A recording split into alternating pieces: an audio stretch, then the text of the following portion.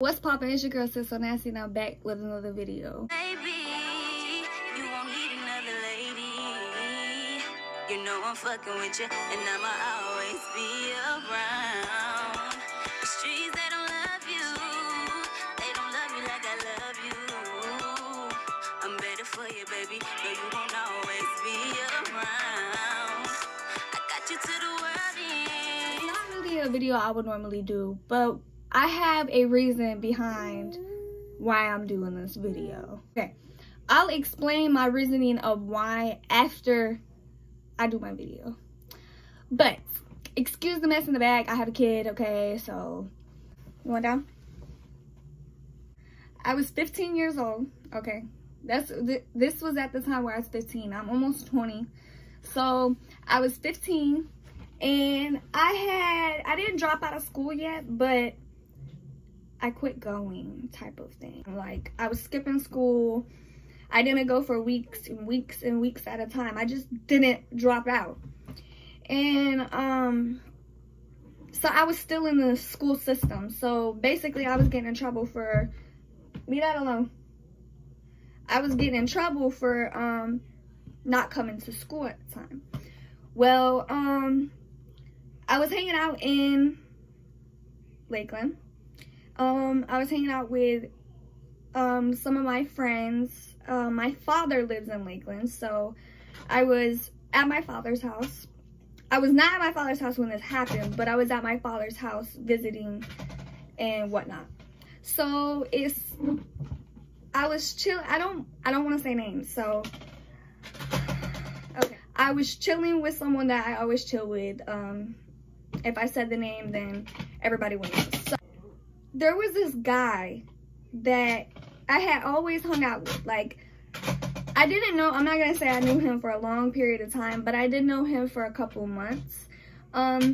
He was a lot younger than me. I hung out with him like every day type of thing. I trusted this person. He was cool people, and I just never got a weird type of vibe when I was around him. So there was this one night we was all chilling outside. It was all of us and a group of people. Well, these three people, the three people that this happened, like I was with, there was three people and they was in a little circle and they was talking. And I was like, you know, not really thinking anything about it. Like, these are my main people, you know, like they're not talking about nothing. So as I proceed to ask them what they were talking about, they said, oh no, Sydney, you know, don't worry about it. We'll just tell you later. So I'm like, okay, you know.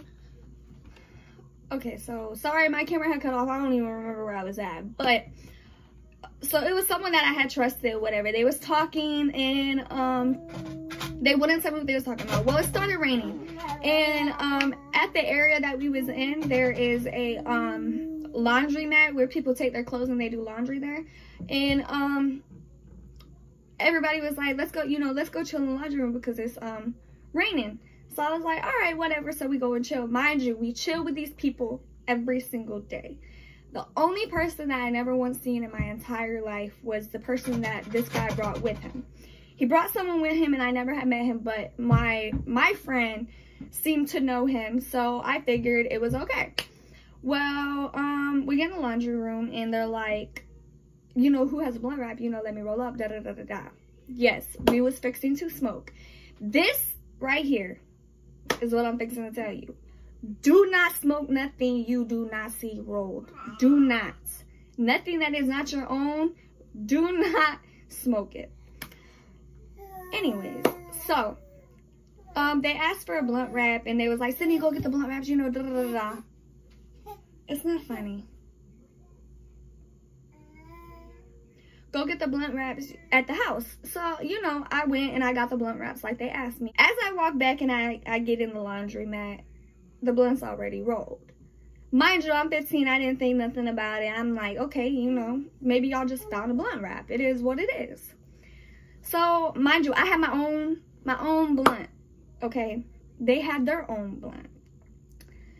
Well, my friend was sitting next to me. Well, they told my friend to go sit next to the guy that I had never met before. And then the other guy that I was really close to, he sat next to me, so I was cool with it. They tell me to, let's light the blunts, whatever. So I light my blunt, I'm smoking, and I passed it like you're supposed to. And they passed me their blunt, and they're all staring at me, and I'm just like, what y'all looking at? Like, I smoke, what you looking at? And they kept calling me a pussy. They kept saying, oh, you're a pussy, you need to hit it, you're not hitting it right, hit the blunt, hit the blunt, hit the blunt. So I said, okay. I hit the blunt, and I was like, what's so good about your weed? Like, they was like, you're not hitting it right, Sydney, hit it again. And mind you, I smoked prior to this, so I knew what I was doing. So I'm like, what do you mean? And you know, here I am being the big badass that I am. I decided that I'm just gonna go ahead and prove to them that I'm not a pussy. So I started smoking, and by my second hit, it was my second hit, and this is where it all came tumbling down.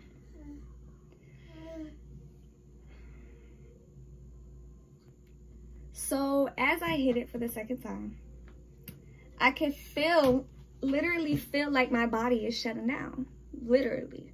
So it's like I'm in a video game. Everything's moving in slow motion, very, very slow motion. Like, it felt so unreal. And as my heartbeat got slower, I started flipping out, panicking a little bit. And as I'm sitting there, he proceeds to touch me, and he starts to get closer and closer to my private areas. And as he's touching me, he is yanking my face towards him, trying to get me to kiss him. And I would not kiss him, so he kept getting more aggressive and aggressive. He kept whispering stuff in my ear that still to this day I hear sometimes. You know, just all types of rah-rah shit. As he's touching me, I'm flipping out. He laid his head on my shoulder. And I'm like, get off me. Like, what are you doing? Get off me. And he was like, that's when he started to whisper all them little things in my ears, and he started touching me and all this and that. So I got up. Mind you, my friend was with me. I was not fixing to leave my friend. So I got up and I looked my friend dead in her face. Mind you, this whole time my friend's looking at me. My friend can see me. I'm looking, and it's like, how are you guys all so happy-go-lucky? And I'm sitting here feeling like I'm dying. I get up and I look my friend in her face, and I tell her, I don't know about you, but I'm leaving. And as I said that, she started laughing. He picked me up, slung me on top of the table, and proceeded to take my clothes off and try to get me to do things that he wanted me to do. So I started to flip out. Mind you, I am going in slow motion. Everything is happening in very slow motion. I feel like it's a never-ending type of thing. Well, as when he slings me back on the table, I start praying. I close my eyes and I start praying. And I promise y'all, I've never prayed. Besides when I was supposed to lose my baby, I never prayed as much as I prayed when this was happening. And I told God, God, I know I messed up. I know I put myself in this position. I know that is my fault. But God, give me another chance. Okay, he was on top of me. And once I got that feeling of I got strength, I shoved him off me. And when I shoved him off me, he fell. So when he fell, I jumped down. And when I jumped down, I kicked him. And when I kicked him, I took off running. Mind you, he had my my pants. I did not have no pants on. I had a big sweater on. I did not have no pants on because he took my pants. I'm running through mud puddles like this deep. I'm running and running. It's like slow motion. And I can hear my friend in the background chasing me, laughing, calling me stupid. You're stupid, Sydney. Like, you're over dramatic. Like, what's wrong with you? Da da da da da. And mind you, my friend sat there and watched this whole thing unfold. Okay. Get to my neighbor's house. Okay. I run into my neighbor's house and I smack my face onto the steps. I don't even make it inside. I just land on his steps and I piss on myself. I pee because I'm so terrified that they're chasing me because I didn't look back. I just kept running and running, and I can hear my friend in the background giggling and calling me stupid, calling me all types of little names, all this and that. So I'm running, and I'm running. Okay. So I get there and I pee on myself because I'm so scared that they're gonna get me. And my neighbor opens his door, and by that time I'm already, mind you, my dad lived right next door. So I'm already back at my dad's house. I'm inside. Well, I go inside and I sit there and I'm like, you know, it is what it is. Like, still I'm feeling like I'm dying. Like, the only good thing is I got away. I'm feeling like I'm dying. So I go in there and I sit on the couch. Mind you, nobody's in there besides my brother. He's doing dishes. But from where I'm sitting, you cannot see me and I cannot see him. Well, I'm sitting there and I'm thinking to myself and I'm like, I was trying to keep my eyes open so bad. Like, I sat there and I'm like, God, I'm about to close my eyes. And I know when I go to sleep, I'm not going to wake up. Because my heart felt like it was to the ground. Like, I was in a whole video game, y'all. It felt so unreal. So then I'm like, you know, I know I'm not going to wake up when I close my eyes. So I close my eyes. Well, then my brother comes in there and he, you know, Sydney, what's going on? You look pale. Like, why do you look so pale? Like, and then he looked at me and he was like, you know, you done got high without me. And I'm like, I'm just looking at him. And he's like, Sydney. And he starts shaking me. He's like, you smell someone else's shit, bro. I'm not dumb. Something's wrong with you, Sydney. You're pale. Like, he had to teach me how to breathe again because I started hyperventilating and I couldn't breathe. Then he proceeded, he was like, oh my God, I'm going to kill whoever did this to you. I was not dating Devon at the time, obviously. I met him when I was 17. But I had a boyfriend at the time. So my brother's like, you know, call your boyfriend and we'll take his car and we'll go. And I'm like, okay. So I reach in my pocket to call my boyfriend and I don't have my phone. They took my phone, they took my money, they took everything I had. So then my brother, you know, after we realized all my stuff is missing, my friend comes in the house.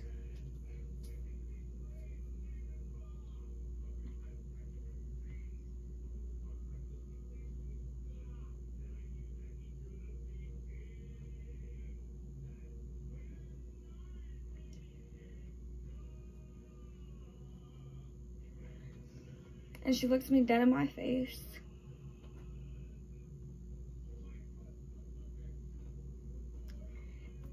And she laughs at me. Not a, are you okay? Not a nothing. Simply a giggle and kept walking.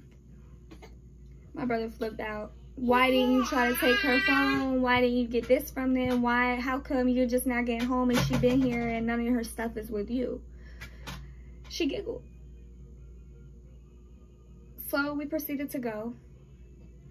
And as we make it to this man's house, mind you, my brother at this point, he was ready to go to jail. My father, we tried to call him, we tried to tell him what was going on. He was asleep. That's a whole nother story. My father just was not involved. Come here.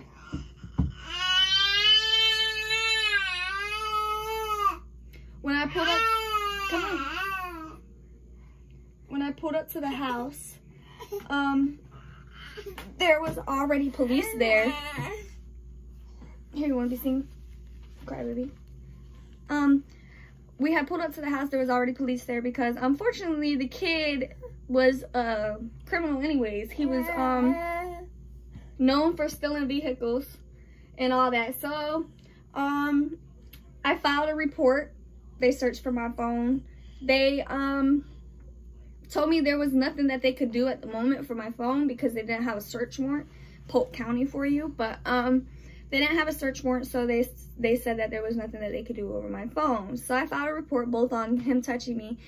Mind you, the police department, they took pictures of the marks that I had on my body. They took you see yourself? You're so silly. But they took, I need to make this a little more snappier. He's getting tired. But the police department, they took pictures of me and all that. And then a paper saying I had a court date. But you guys will not believe what the court date was about. It was not about the little boy touching me.